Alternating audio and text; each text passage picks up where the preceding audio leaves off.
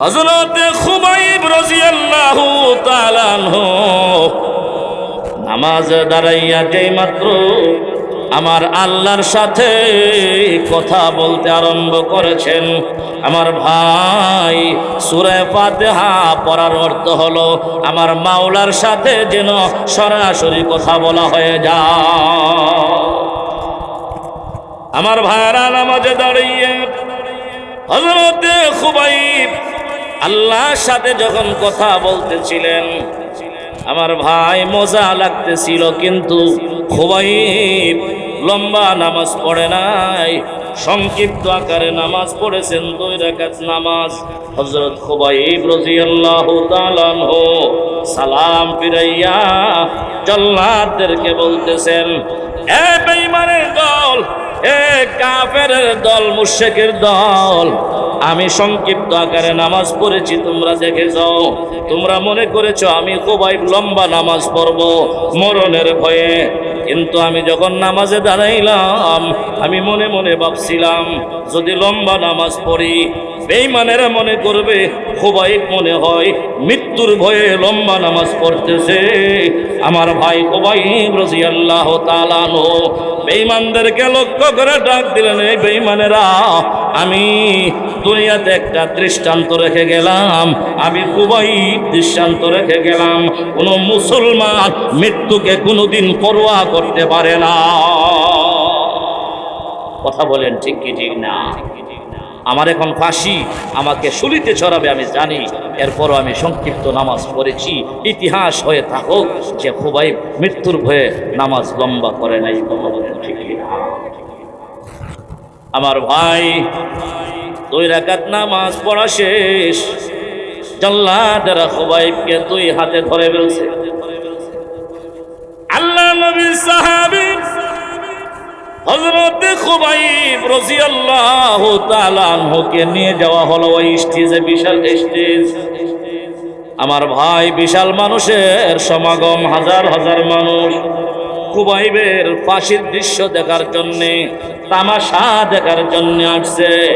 এরে মুসলমান, ওই ফাঁসির স্টেজের মধ্যে ওনাকে শুলিতে চড়ানো হলো। আমার ভাই, হাদিসের কিতাবের ভিতরে আসছে অনেক মানুষ একসঙ্গে সুই এবং কাটা নিয়া ওনার শরীরে ছিদ্র করতেছিল, ছিদ্র ওনাকে অধিক কষ্ট দেওয়ার জন্যে। এরে মুসলমান, হযরত খুবাইব রাদিয়াল্লাহু তাআলা আনহুকে এইভাবে চাকুর মাথা দিয়া কুচা দিতেছিল, আর মানুষগুলি তীর বল্লম নিয়া চতুর্দিকে দাঁড়ানো ছিল। খুবাইবকে কে কার আগে হত্যা করবে, বল্লম মারবে। এরে মুসলমান, হযরত খুবাইব রাদিয়াল্লাহু তাআলা আনহুর এই দৃশ্যটা আল্লাহর 7 আসমানের ফেরেশতারা দেখতেছিল। আল্লাহ আপনার একজন পয়গম্বরের সাহাবীর সাথে কি নির্মম আচরণ চালাইছে, আল্লাহ নির্যাতনের স্টিমুলার চালাইছে। এরে মুসলমান, মুসলমান ইসলামের জন্য যত কষ্ট সহ্য করবে আমার আল্লাহ ওই লোকটাকে বহু মর্যাদায় উন্নীত করবেন। কথা বলেন ঠিক কিনা? হযরত খুবাইব রাদিয়াল্লাহু তাআলা আনহু, হযরত খুবাইব রাদিয়াল্লাহু তাআলা আনহু শুলিতে চড়া অবস্থায় এদিক সেদিক চেহারা ঘোরাই, চোখগুলি ঘুরাইতেছিল। ওরে আমার ভাই, তিনি দেখতেছিলেন গো, ওই ময়দানে কোনো একজন মুসলমান দেখা যায়নি। হযরত খুবাইব রাদিয়াল্লাহু তাআলা আনহু গোটা ময়দান তালাশ করে দেখলেন, সেখানে কোনো মুসলমান দেখা যায় না। এমনিতে আল্লাহ রব্বুল আলামিনকে বললেন, ওগো হাকামুল হাকিমিন আল্লাহ,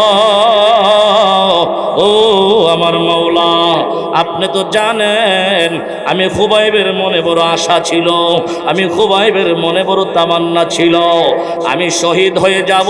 যেই দিন শহীদ হয়ে যাব আমি আমার নবীর সঙ্গে যুদ্ধের ময়দানে যাব, আমি বেঈমানদের মোকাবেলায় যুদ্ধ করতে আরম্ভ করব, আমি যুদ্ধের ময়দানে বেঈমানদের আঘাতে আমি যুদ্ধের ময়দানে শাহাদত বরণ করব। যখন আমি শহীদ হয়ে যাব তখন আমার নবীজি আমাকে দেখতে থাকবে আর আমিও আমার নবীজির চেহারা দেখতে থাকব। আমি পয়গম্বরের চেহারা দেখতে দেখতে শহীদ হয়ে যাব, দুনিয়া থেকে বিদায় হয়ে যাব। ওগো আল্লাহ, আমার সেই আশাটা তো আজকে পূরণ হলো না। আল্লাহর হাবিব ডাইকা বলেন, সাহাবী, তুমি যদি সহজে অল্প আমলে জান্নাতে যেতে চাও রে সাহাবী, আমি আল্লাহর হাবিব সাল্লাল্লাহু আলাইহি ওয়াসাল্লামের কাছ থেকে কান লাগাইয়া শোনো। সাহাবী রে, তুমি যখন নাকি 5 ওয়াক্ত নামাজ পড়বে, প্রতি ওয়াক্তে নামাজে যখন দাঁড়াবে, তুমি ওই ওয়াক্তের নামাজটাকে জিন্দেগির শেষ নামাজ মনে করবে। তুমি যেই ওয়াক্তের নামাজে দাঁড়াবে সেই নামাজটাকে জিন্দেগির শেষ নামাজ মনে করবে। এরে মুসলমান, আমরা যখন নাকি ফজরের আগে উঠিয়া ঠান্ডা পানি দিয়া উযু বানাইয়া আমরা আল্লাহর ঘর মসজিদে যাই ফজরের নামাজ পড়ার জন্য। এরে মুসলমান, আমি আর আপনি ধারণা করতে হবে আজকের এই ফজর আমার জিন্দেগির শেষ ফজর হতে পারে। আওয়াজ দিয়ে বলেন কথা ঠিক কি ঠিক না? আমার ভাইরা, ফজরের নামাজ আদায় করব, জিন্দেগির শেষ নামাজ মনে করে ফজরের নামাজ আদায় করো। আমি জোহরের নামাজে গেলাম, আল্লাহ আমার এই জোহর না জানে জিন্দেগির শেষ জোহর, আগামীকাল আমি হায়াত পাই কিনা, আগামীকাল জোহরের সালাত পড়তে পারি কিনা, আগামীকাল আমি সুস্থ থাকি কিনা, না জানে ইচ্ছা করে হাসপাতালে আইসিইউর ভিতরেও থাকতে পারি। কথা বলেন ঠিক কিনা? মুসলমান, এই জন্য আপনি আর আমি যখন নাকি আসরের নামাজ আদায় করার জন্য আল্লাহর ঘর মসজিদে ঢুকব, আসরের নামাজে দাঁড়িয়ে যাব, আল্লাহ আমার এই আসরের নামাজ জিন্দেগির শেষ নামাজ হতে পারে। আল্লাহ, হতে পারে আমার হায়াত আগামীকাল আসর পর্যন্ত আর নাই। আমার ভাই, আমার যখন মাগরিবের নামাজে হাজির হয়ে যাব, আমরা মনে মনে ধারণা করব, আল্লাহ এই নামাজ মনে হয় আমার জিন্দেগির শেষ নামাজ। আগামীকাল মাগরিব পর্যন্ত আমি বাঁচতেও পারি, নাও বাঁচতে পারি। আমি যখন এশারের নামাজে দাঁড়াবো, আল্লাহ না জানে আজকের রজনী আমার শেষ রজনী, আল্লাহ না জানে আজকের এশার আমার জিন্দেগির শেষ এশার, আগামীকাল আমি এশা পর্যন্ত নাও বাঁচতে পারি। আমার মুসলমান ভাইরা, আপনারাই বলুন, আমাদের কাছে কি 24 ঘন্টা বাঁচার কোনো গ্যারান্টি কার্ড আছে? না না, আল্লাহ রাব্বুল আলামিন বলেন, আল্লাযী খালাকাল মাউতা ওয়াল হায়াতা লিয়াবলুয়াকুম আইয়ুকুম আহসানু আমালা ওয়া হুয়াল আজিজুল গফুর। আল্লাহ তাআলা ইরশাদ করেন, বান্দা, তোমার মরণ জীবন আমি আল্লাহ সৃষ্টি করেছি। আমি আল্লাহ তো ওই সত্তা যিনি মরণ জীবন সৃষ্টি করেছেন। তবে আমি আল্লাহ তোমার হায়াতের জিন্দেগির গ্যারান্টি কার্ড তোমার হাতে দেই নাই, আমি আল্লাহর হাতে রেখে দিয়েছি। কথা বলেন ঠিক কিনা? ইজা জা আজালুহুম লা ইস্তাখিরুনা সাআতাও ওয়ালা ইস্তাকদিমুন। যখন সময় টাইম চলে আসবে, একটা মুহূর্ত আমার আজরাইল দেরি করবে না, লেট করবে না। লা ইউফাররিতুন, তারা কোনো ত্রুটিও করবে না, তোমাকে নিয়ে আসবে, তুমি যত বড় বাহাদুরি হও না কেন। কথা বলেন ঠিক কিনা? আপনি বাদশাহ, আপনি রাজা, আপনি শক্তিশালী, আপনি শক্তিধর, ক্ষমতাবান, সেইগুলি আজরাইলের দেখার টাইম নেই। কথা বলেন ঠিক কিনা? আল্লাহর টাইম হয়েছে হায়াত শেষ সাথে সাথে নিয়ে যাবে। এই জন্য আমার ভাই, আল্লাহর হাবিব বলেন, সাহাবী, তুমি সহজে জান্নাতে যেতে চাও, 5 ওয়াক্ত নামাজের যেই নামাজেই দাঁড়াও, মনে করো এটাই হলো আমার জিন্দেগির শেষ নামাজ। এই কথাটা যদি ধারণা করেন, আপনার আমার নামাজটা কত সুন্দর হবে, যে আমার জীবনের শেষ নামাজটা আমি পড়তেছি। মুসলমান, আল্লাহর হাবিব বলেন, উম্মত তোমার নামাজটাকে যদি আরো সুন্দর করতে চাও, বিনয়ী করতে চাও, খুশু খুশুওয়ালা নামাজ পড়তে চাও, হাদিসে জিবরাইলের ভিতরে আল্লাহর হাবিব বলেন, আনতা আবুদাল্লাহ কাআন্নাকা তারাহু ফাইন লাম তাকুন তারাহু ফাইন্নাহু ইয়ারাক। আল্লাহর হাবিব বলেন, উম্মত শোনো, যখন নাকি উজু করে নামাজে দাঁড়াইবা, নামাজে দাঁড়াইয়া যাইবা, রে আমার উম্মত, তুমি নামাজে দাঁড়াইয়া তুমি মনে মনে কল্পনা করতে থাকো, আল্লাহ আমি নামাজে দাঁড়াইয়া তুমি আল্লাহরে দেখতে আসি। আল্লাহর হাবিব বলেন, তোমার ইমানের পাওয়ার যদি সেই তবকা পর্যন্ত নাও যায়, তুমি কমস কম এই ধারণা করো, এই খেয়াল করো, আল্লাহ আমি যে নামাজে দাঁড়ানো, যদিও আমি আপনি আল্লাহরে দেখার সেই চোখ নাই, সেই মারেফত অর্জন হই নাই, সেই কামালিয়ত অর্জন হই নাই, আল্লাহ সেই ঈমান আমার নসিব হই নাই, কিন্তু আপনি আল্লাহ ঠিকই আমি নামাজি ব্যক্তিকে দেখতেছেন। কথা বলেন ঠিক কিনা? ফাইল্লাম তাকুন তারাহু ফাইন্নাহু ইয়ারাক। এর উম্মত, যদিও তুমি আমার মাওলারে দেখার ঈমান এখনো হাসিল করতে পারো নাই, কিন্তু আমার আল্লাহ, আল্লাহ তার আরশ থেকে তুমি নামাজি, তুমি মুসল্লি, তুমি যে মসজিদে দাঁড়ানো, তোমাকে আমার আল্লাহ 24টা ঘন্টাই দেখতে আছেন। কথা বলেন ঠিক কি ঠিক না?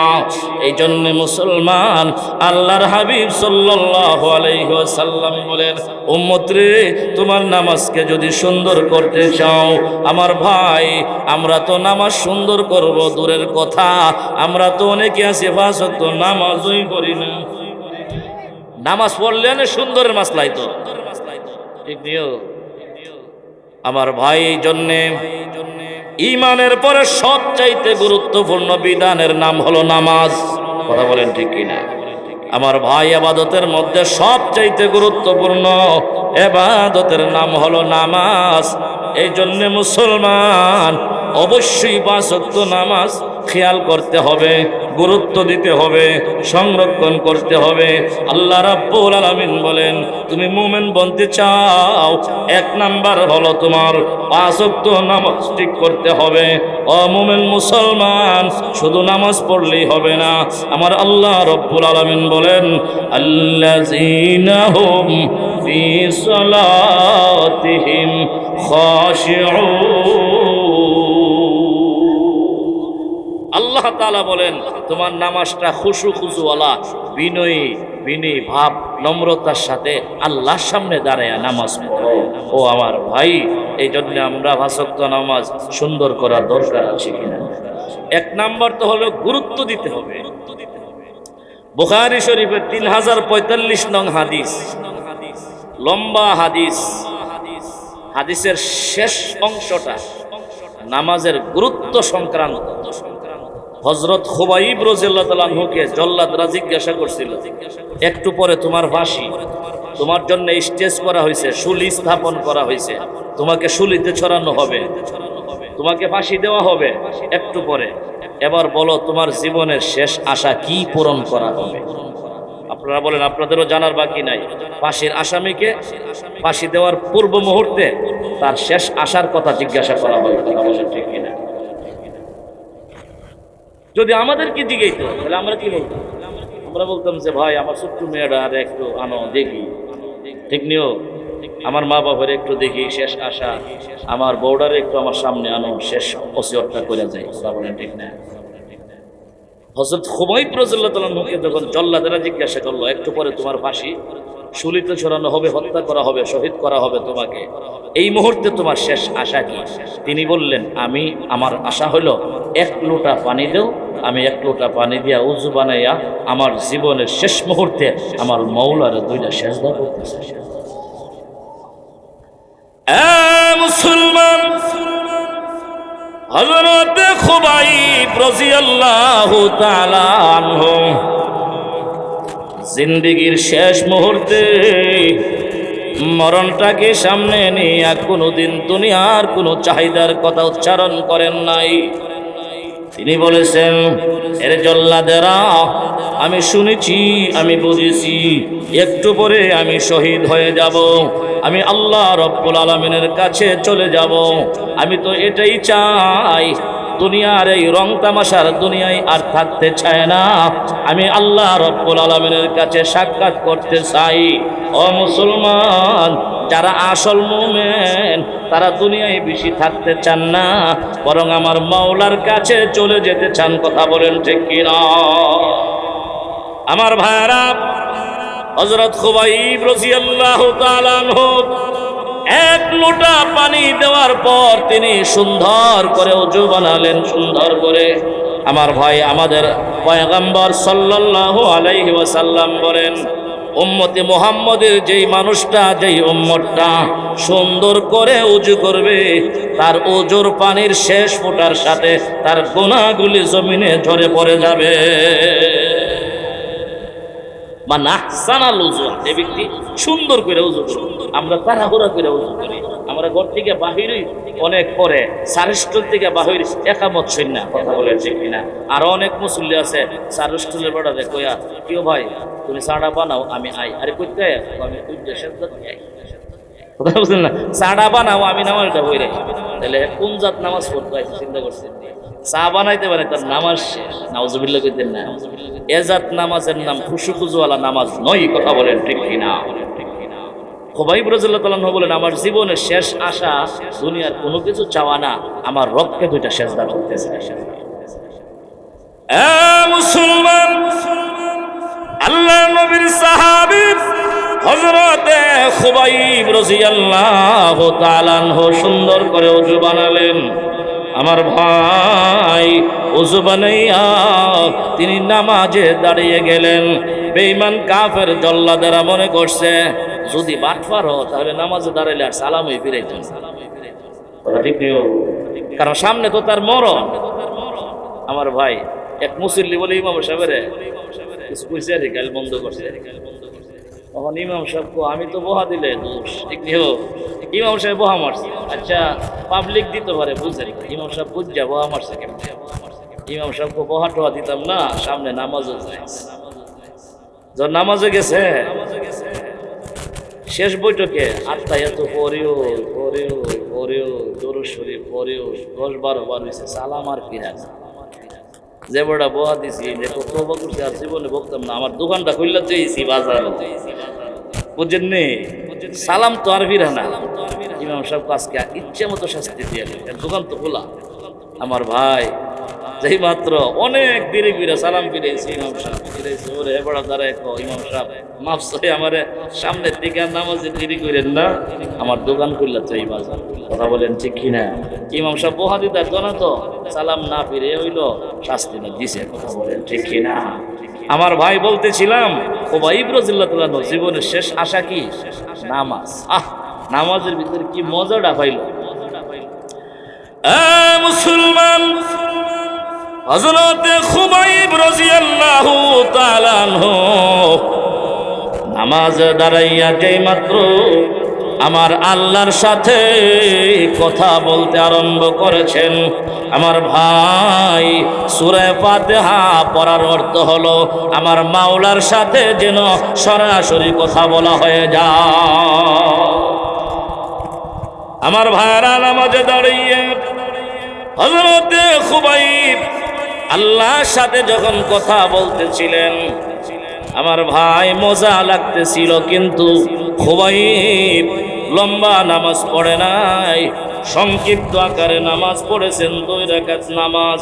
হযরত খুবাইব রাদিয়াল্লাহু তাআলা আনহু সালাম ফিরাইয়া জল্লাদদেরকে বলতেছেন, এ বেঈমানের দল, এ কাফেরের দল, মুশরিকের দল, আমি সংক্ষিপ্ত আকারে নামাজ পড়েছি, তোমরা দেখে যাও। তোমরা মনে করেছো আমি খুবাইব লম্বা নামাজ পড়ব মরণের ভয়ে, কিন্তু আমি যখন নামাজে দাঁড়াইলাম আমি মনে মনে ভাবছিলাম যদি লম্বা নামাজ পড়ি বেঈমানেরা মনে করবে খুবাইব মনে হয় মৃত্যুর ভয়ে লম্বা নামাজ পড়তেছে। আমার ভাই খুবাইব রাদিয়াল্লাহু তাআলা আনহু বেঈমানদেরকে লক্ষ্য করে ডাক দিলেন, এই বেঈমানেরা, আমি দুনিয়াতে একটা দৃষ্টান্ত রেখে গেলাম, আমি খুবাইব দৃষ্টান্ত রেখে গেলাম। কোন মুসলমান মৃত্যুকে কোনোদিন পরোয়া করতে পারে না। কথা বলেন ঠিক কি ঠিক না? আমার এখন ফাঁসি, আমাকে শুলিতে ছড়াবে আমি জানি, এরপরও আমি সংক্ষিপ্ত নামাজ পড়েছি। ইতিহাস হয়ে থাকুক যে খুবাইব মৃত্যুর ভয়ে নামাজ লম্বা করে নাই। কথা বলেন ঠিক কি না? আমার ভাই 2 রাকাত নামাজ পড়া শেষ, জাল্লাদেরা খুবাইবকে 2 হাতে ধরে ফেলছে। আল্লাহ নবীর সাহাবী হযরত খুবাইব রাদিয়াল্লাহু তাআলা আনহুকে নিয়ে যাওয়া হলো ওই স্টেজে, বিশাল স্টেজ। আমার ভাই, বিশাল মানুষের সমাগম, হাজার হাজার মানুষ খুবাইবের ফাঁসির দৃশ্য দেখার জন্যে, তামাশা দেখার জন্য আসছে। এরে মুসলমান, ওই ফাঁসির স্টেজের মধ্যে ওনাকে শুলিতে চড়ানো হলো। আমার ভাই, হাদিসের কিতাবের ভিতরে আসছে অনেক মানুষ একসঙ্গে সুই এবং কাটা নিয়া ওনার শরীরে ছিদ্র করতেছিল, ছিদ্র ওনাকে অধিক কষ্ট দেওয়ার জন্যে। এর মুসলমান, হযরত খুবাইব রাদিয়াল্লাহু তাআলা আনহুকে এভাবে চাকুর মাথা দিয়া খুঁচা দিতেছিল, আর মানুষগুলি তীর বল্লম নিয়া চতুর্দিকে দাঁড়ানো ছিল। খুবাইবকে কে কার আগে হত্যা করবে, বল্লম মারবে। এর মুসলমান, হযরত খুবাইব রাদিয়াল্লাহু তাআলা আনহুর এই দৃশ্যটা আল্লাহর 7 আসমানের ফেরেশতারা দেখতেছিল। আল্লাহ আপনার একজন পয়গম্বরের সাহাবীর সাথে কি নির্মম আচরণ চালাইছে, আল্লাহ নির্যাতনের স্টিমুলার চালাইছে। এর মুসলমান, মুসলমান ইসলামের জন্য যত কষ্ট সহ্য করবে, আমার আল্লাহ ওই লোকটাকে বহু মর্যাদায় উন্নীত করবেন। কথা বলেন ঠিক কিনা? হযরত খুবাইব রাদিয়াল্লাহু তাআলা আনহু, হযরত খুবাইব রাদিয়াল্লাহু তাআলা আনহু শুলিতে চড়া অবস্থায় এদিক সেদিক চেহারা ঘোরাই, চোখগুলি ঘুরাইতেছিল। ওরে আমার ভাই, তিনি দেখতেছিলেন গো, ওই ময়দানে কোনো একজন মুসলমান দেখা যায়নি। হযরত খুবাইব রাদিয়াল্লাহু তাআলা আনহু গোটা ময়দান তালাশ করে দেখলেন, সেখানে কোনো মুসলমান দেখা যায় না। এমনিতে আল্লাহ রব্বুল আলামিনকে বললেন, ওগো হাকামুল হাকিমিন আল্লাহ, ও আমার মাওলা, আপনি তো জানেন আমি খুবাইবের মনে বড় আশা ছিল, আমি খুবাইবের মনে বড় তামান্না ছিল, আমি শহীদ হয়ে যাব। যেই দিন শহীদ হয়ে যাব, আমি আমার নবীর সঙ্গে যুদ্ধের ময়দানে যাব, আমি বেঈমানদের মোকাবেলায় যুদ্ধ করতে আরম্ভ করব। আমি যুদ্ধের ময়দানে বেঈমানদের আঘাতে আমি যুদ্ধের ময়দানে শাহাদত বরণ করব। যখন আমি শহীদ হয়ে যাব, তখন আমার নবীজি আমাকে দেখতে থাকবে, আর আমিও আমার নবীজির চেহারা দেখতে থাকব। আমি পয়গম্বরের চেহারা দেখতে দেখতে শহীদ হয়ে যাব, দুনিয়া থেকে বিদায় হয়ে যাব। ওগো আল্লাহ, আমার সেই আশাটা তো আজকে পূরণ হলো না। আজকে আমি শহীদ হতে যাচ্ছি, আমার নবী হইলেন মদিনায়, আর আমি হইলাম মক্কায়। বেঈমানদের হাতে নির্মম ভাবে আমি শাহাদত বরণ করতে যাচ্ছি। আল্লাহ, আমার শাহাদতের সংবাদটা কার মাধ্যমে আমার নবীর কাছে পৌঁছাবো? আল্লাহ, আর কেউ নাই। আল্লাহ, আসমান জমিনের মালিক তুমি ছাড়া কেউ নাই। হে আল্লাহ, আমি খুবাইব আমি আমার জিন্দেগির শেষ একটা সালাম আমি আমার নবীরে জানাইলাম।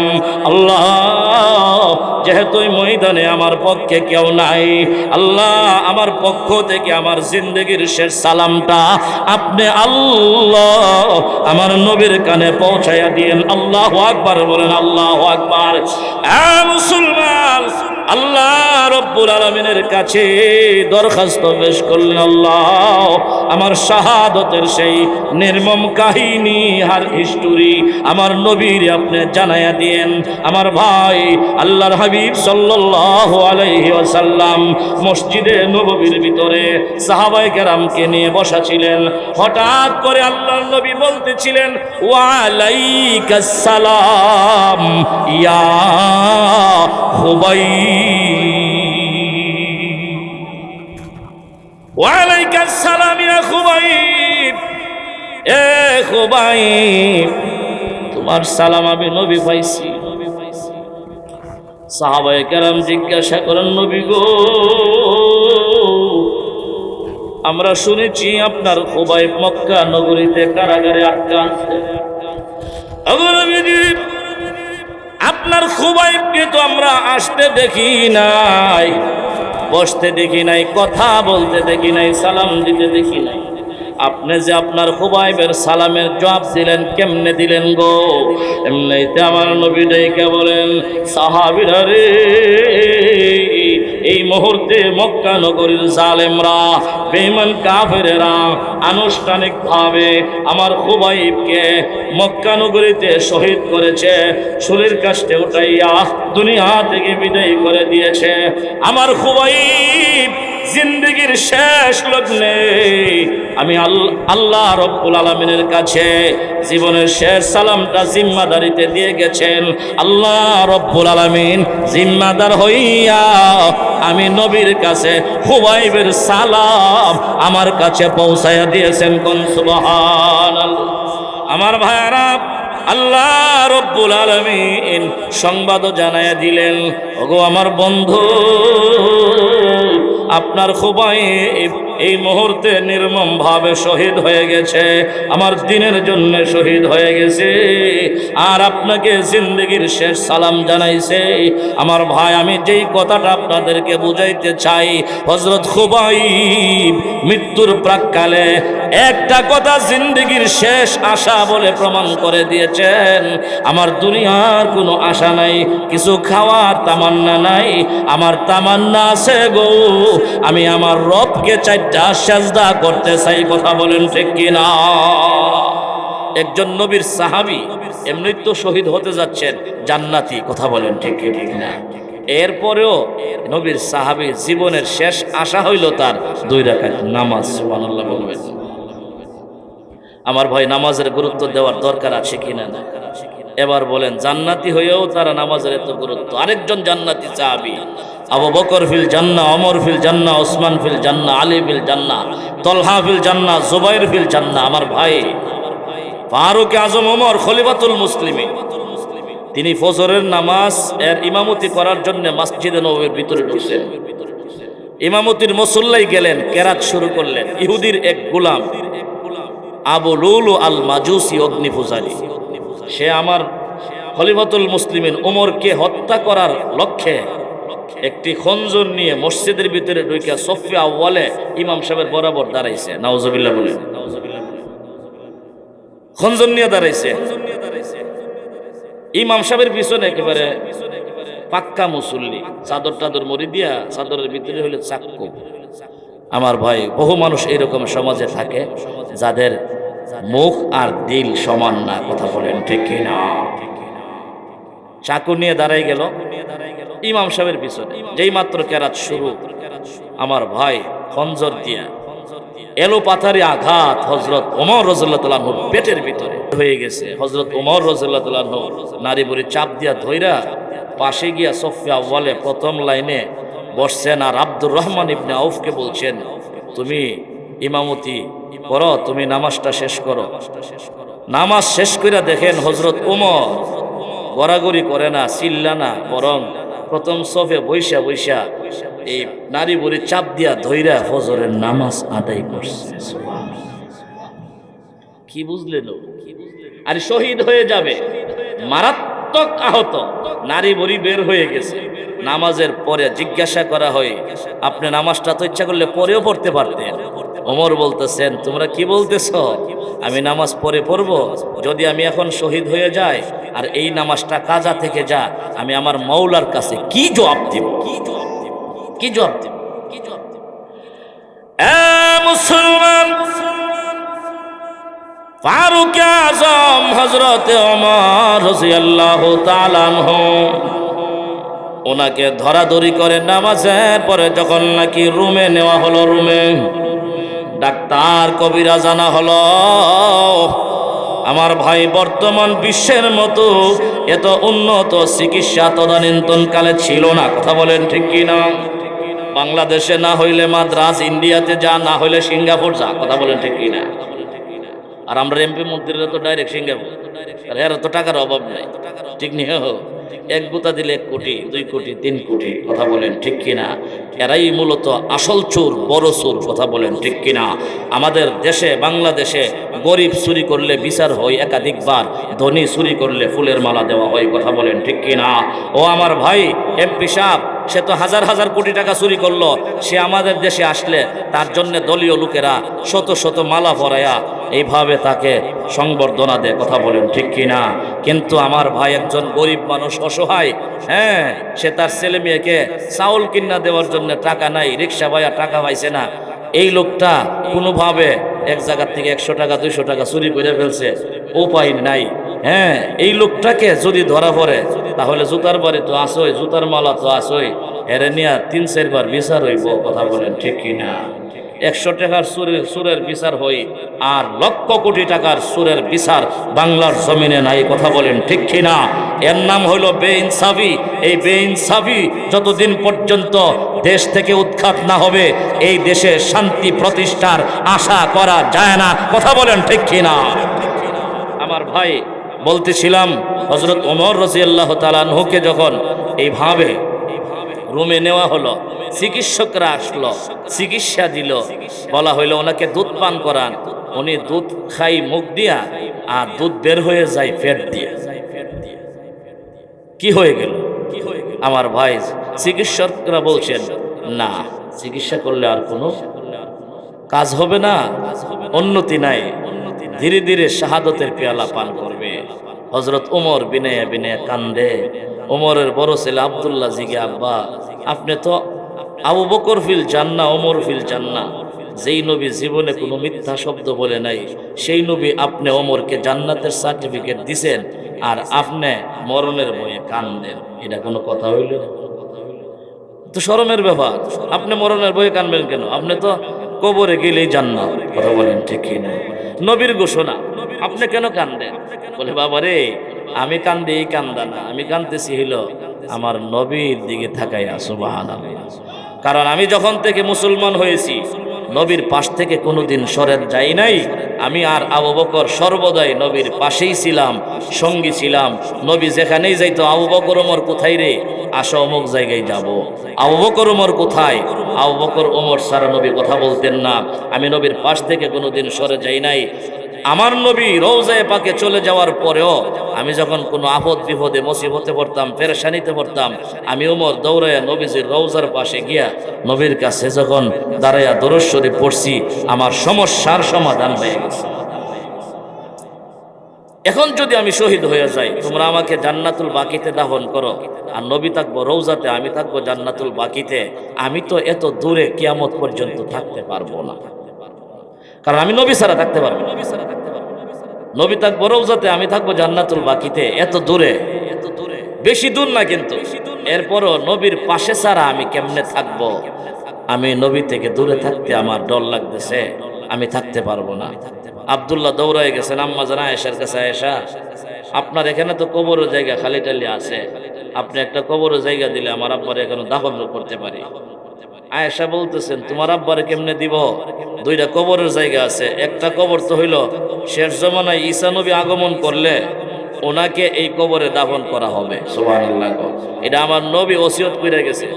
আর 2 নাম্বার যে কবরের জায়গাটা খালি আছে, এটা হইল আমি আয়েশা নিজের জন্য রাখছি। আর আমি আল্লাহরে কইতেছি, আল্লাহ আমি কোন দিন মরবো, আমি আমার নবীর পাশে শুইব। তুমি আইসো কবরে যে গেলে করতে দিব, কবর তো শেষ হয়। আমার একটা ঈসা নবীর একটা, আর তো আমার ঘরে কবরে জায়গা নাই নবীর পাশে।